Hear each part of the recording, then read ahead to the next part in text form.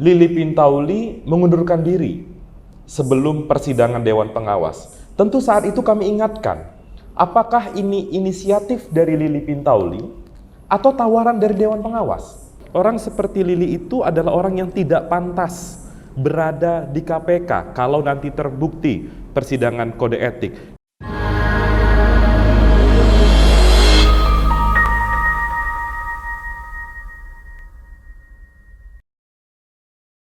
Ya, sebenarnya ada dua persoalan utama yang mengakibatkan keterpurukan KPK hari ini. Dan itu bisa kita refleksikan dari tahun 2019 yang lalu. Ada pergolakan yang cukup masif dan ada pergeseran yang luar biasa soal politik hukum pemberantasan korupsi di Indonesia. Satu di antaranya yang tadi disebut, revisi Undang-Undang 30 tahun 2002 menjadi 19 tahun 2019. Itu yang pertama. Kemudian yang kedua, ada pergantian komisioner KPK yang dimulai dari seleksi yang penuh dengan permasalahan. Jadi kalau kita kaitkan dengan kondisi hari ini, di mana kepercayaan masyarakat anjlok kepada KPK, indeks persepsi korupsi mandek, dan juga bagaimana perilaku integritas yang sangat menurun bukan dilakukan oleh pegawai KPK, justru pucuk pimpinan tertinggi KPK, satu diantaranya Ibu Lili Pintauli Siregar. Jadi kalau kita kaitkan dengan revisi Undang-Undang KPK dengan kondisi hari ini, jelas sekali sangat berpengaruh. Satu diantaranya adalah independensi KPK. Persoalan independensi KPK itu menjadi hal yang sangat krusial dan itu dituangkan dalam kesepakatan internasional namanya Konvensi PBB melawan korupsi. Indonesia adalah satu di antara ratusan negara. Kala itu kita declare, kita sepakat, kita akan membangun lembaga anti korupsi yang independen. Ada banyak putusan Mahkamah Konstitusi yang menegaskan independensi KPK. Tapi di tahun 2019, independensi itu dikooptasi oleh lembaga eksekutif sehingga bunyi pasal 3 itu yang selama ini menjadi jantung utama KPK telah berubah. Selain dari itu ada kehadiran Dewan Pengawas. Tadi saya mau kaitkan Dewan Pengawas dengan pertanyaan tadi ya. Bagaimana kalau kita cek peraturan Dewan Pengawas KPK itu sangat tumpul ke atas tapi tajam ke bawah. Jadi di peraturan Dewas nomor 2 tahun 2020 itu dituangkan kalau pegawai KPK itu sanksi berat bisa diberhentikan. Tapi pimpinan atau Dewan Pengawas sekedar merekomendasikan agar mengundurkan diri. Ini menarik kalau kita kaitkan dengan kasus Bu Lili hari ini yang kita tahu yang bersangkutan malah pelesiran ke Bali padahal ada persidangan kode etik.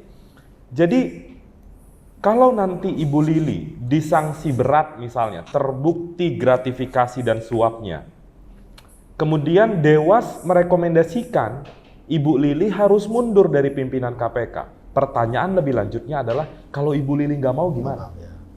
Itu tidak diatur dalam peraturan Dewan Pengawas, tidak diatur dalam Undang-Undang KPK. Tapi ada yang menarik dari perubahan Undang-Undang KPK. Syarat pemberhentian pimpinan KPK di dalam Undang-Undang KPK baru disebutkan satu klausula menarik, yaitu terbukti melakukan perbuatan tercela. Maka dari itu, ICW merekomendasikan kepada Dewan Pengawas, kalau nanti Bu Lili terbukti melanggar kode etik dan Ibu Lili tidak mau berhenti, Dewas harus mengirimkan surat kepada Presiden dan melampirkan putusan etik sebagai bukti bahwa saudari Lili telah melakukan perbuatan tercela agar Presiden mengeluarkan keputusan Presiden pemberhentian pimpinan KPK. Itu yang saya rasa menjadi menarik kita lihat setidak-tidaknya 2-3 pekan ke depan selama proses sidang kode etik. Iya, terbuktinya sudah sangat banyak dan sangat mudah untuk dilihat oleh masyarakat. Bahkan ya, ini merupakan fenomena yang belum pernah ada sejak KPK itu dibentuk. Apa itu? Ketika kepercayaan masyarakat atau masyarakat lebih percaya kepada Polri ketimbang KPK. Selama ini KPK itu praktis 3 besar tingkat kepercayaan publik sebelum tahun 2019. Tapi setelah tahun 2019 anjlok. Nah itu sebenarnya yang menjadi bukti konkret ada pelemahan KPK. Kenapa masyarakat bisa tidak percaya dengan KPK hari ini? Tadi sudah kita bahas soal revisi dan pimpinan KPK. Bahkan kalau kita tarik mundur 3 tahun ke belakang, sudah jelang 4 kali pimpinan KPK melanggar kode etik. Jadi sebenarnya kalau Bu Lili nanti terbukti melanggar kode etik, Bu Lili itu berhasil mengikuti atasannya, yaitu Pak Firly. Karena Pak Firly 2 kali melanggar kode etik ya. Sanksinya juga sama. Sanksinya kalau Pak Firly itu kalau saya tidak salah teguran tertulis, kalau Bu Lili pemotongan gaji. Kalau pemotongan gaji dilihat sangat besar sekali, 40% itu masyarakat lihat. Tapi kalau kita detailkan lagi, itu praktis hanya 2-3 juta rupiah dipotong dari 100 juta rupiah. Dan sebenarnya kalau kita lihat timelinenya, ini kan kejadian dugaan penerimaan tiket perhelatan MotoGP dan lain sebagainya itu kan terjadi setelah putusan etik pertama. Itu menandakan apa? Menandakan sanksi Dewan Pengawas tidak memberikan efek jera terhadap saudari Lili. Dan beberapa waktu yang lalu kita sempat mendengar kabar Lili Pintauli mengundurkan diri sebelum persidangan Dewan Pengawas. Tentu saat itu kami ingatkan, apakah ini inisiatif dari Lili Pintauli atau tawaran dari Dewan Pengawas? Daripada disidangkan, silahkan mengundurkan diri. Tentu kalau itu ditawarkan, jelas anggota Dewan Pengawas telah melanggar kode etik juga, karena tidak profesional kerjanya. Dan saya sepakat tadi dengan Pak Petrus ya, ini kan ada nuansa tindak pidana, bukan hanya melanggar kode etik. Dan inilah sebenarnya pola yang sering dilakukan oleh saudari Lili. Misalnya yang pertama, ketika komunikasi dengan Pak Syahrial, Wali Kota Tanjung Balai, itu kan diatur, tadi Pak Petrus sempat sampaikan pasal 36. Dan itu ada persinggungan pidananya juga. Sayangnya, ketika kami laporkan ke Bareskrim saat itu, agar kepolisian mengusut pertemuan itu sebagai satu tindak pidana, apa kata Kabar Eskrim? Kabar Eskrim mengatakan itu sudah diproses oleh Dewan Pengawas. Jadi aparat penegak hukum kita juga tidak memahami regulasi itu seperti apa, sekelas Jenderal Bintang 3 Kabar Eskrim. Jangan seret-seret kepolisian soal KPK. Padahal tindakan itu diperlukan. Dan tadi untuk menjawab pertanyaan Pak Petrus tadi, apakah ini akan diusut oleh kepolisian? Saya tidak yakin itu akan diusut. Karena sudah ada best practice-nya di tahun 2021 yang lalu. Dan menjadi hal yang penting juga saya rasa, untuk mendorong agar kedeputian penindakan KPK juga mengusut hal ini. Meskipun kita tidak yakin juga mereka berani atau mau untuk mengusut itu. Karena yang penting saya rasa, kalau kita cek di peraturan Dewan Pengawas itu disampaikan, kalau Dewan Pengawas menyatakan perbuatan ini layak disidangkan, berarti Dewan Pengawas sudah memiliki cukup bukti kebenaran ada penerimaan tiket perhelatan MotoGP. Pertanyaannya, kenapa Dewan Pengawas bisa lebih dulu ketimbang kedeputian penindakan KPK yang alatnya lebih canggih daripada Dewan Pengawas, yang SDM-nya lebih mumpuni daripada Dewan Pengawas, karena biasa melakukan penyidikan dan lain sebagainya.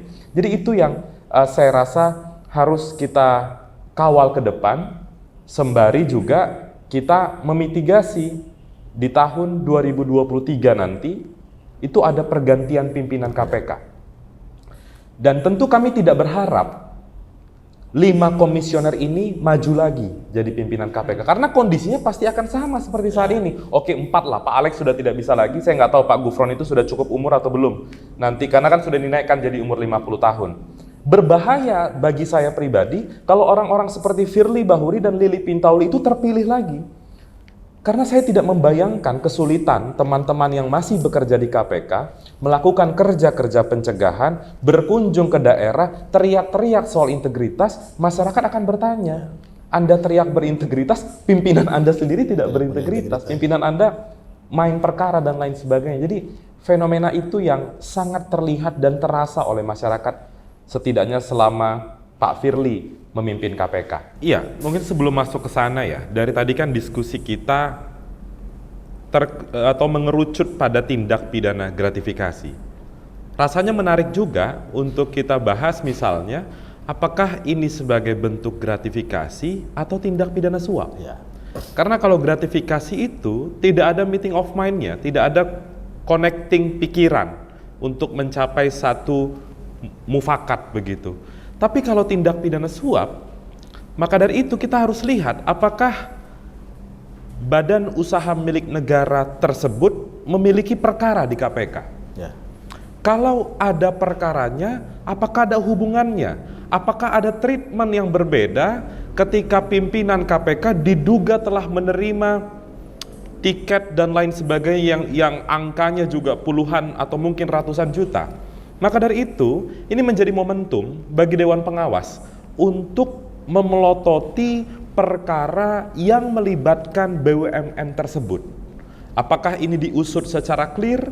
Dan juga selama proses persidangan, ICW mendorong agar saudari Lili Pintauli tidak dilibatkan dalam proses penanganan perkara. Jadi seandainya ada gelar perkara terkait dengan kasus BUMN tersebut, maka saudari Lili harus deklarasi konflik kepentingan. Karena yang bersangkutan juga sedang diproses etik di Dewan Pengawas. Dan juga kalau soal pergantian Dewan Pengawas, sebenarnya sudah tertuang jelas dalam Undang-Undang KPK baru. Poin yang penting dari pimpinan KPK atau Dewan Pengawas itu adalah berintegritas selain isu kompetensi dan lain sebagainya. Namun yang harus kita cermati bersama adalah kalau kita merujuk pada timeline 2019, bulan Maret tahun 2023, Istana harus sudah menunjuk panitia seleksi. Nah, ini yang menarik, karena panitia seleksi itulah wajah dari Presiden untuk menentukan KPK ke depan. Ya. Kalau lihat bagaimana wajah quote and quote panitia seleksi 2019 dengan tindakan kontroversi dan lain sebagainya, itu akan membuat KPK berada di titik nadir kembali. Jadi satu sisi tentu kita berharap pimpinan KPK adalah orang-orang yang berintegritas dengan proses seleksi yang independen, dan di tahun 2024 nanti ketika ada pergantian kepemimpinan nasional, karena satu permasalahan di KPK adalah Undang-Undang KPK baru yang jawabannya adalah Perpu mengembalikan Undang-Undang KPK seperti sedia kala. Apakah kita percaya Pak Jokowi akan mengeluarkan Perpu? Sudah berulang kali dia berkata tidak benar atau tidak sesuai dengan apa yang ia ucapkan, karena dia tidak kunjung menerbitkan Perpu. Maka dari itu 2023 dan 2024 menjadi tahun penting bagi nasib pemberantasan korupsi ke depan. Demikian, Mas. Iya, beberapa hari yang lalu kita mendengar pernyataan dari Dewan Pengawas, majelis yang menyidangkan sidang kode etik saudari Lili adalah seluruh anggota Dewan Pengawas KPK. Sangat glorifikasi sekali statement itu. Tentu kita tidak berharap pekan depan dan berapa puluh hari saat proses persidangan berlangsung, putusannya justru lebih rendah dari putusan tahun sebelumnya. Kami mendorong agar Dewan Pengawas tadi putusannya harus sanksi berat dan merekomendasikan agar saudari Lili hengkang menanggalkan jabatannya sebagai pimpinan KPK. Dan kalau terbukti, tentu secara kasat mata tidak usah kita membaca Undang-Undang KPK, tidak usah kita membaca Undang-Undang Tipikor. Orang seperti Lili itu adalah orang yang tidak pantas berada di KPK kalau nanti terbukti persidangan kode etik. Dan hal itu semestinya menjadi pengingat Dewan Pengawas, karena yang selama ini suka luput dari Dewan Pengawas, di Undang-Undang KPK ditegaskan bahwa Dewan Pengawas itu satu di antara 4 atau 5 tugasnya adalah mengevaluasi kinerja KPK, penindakan, pencegahan, monitoring, dan lain sebagainya. Itu yang tidak pernah terlihat.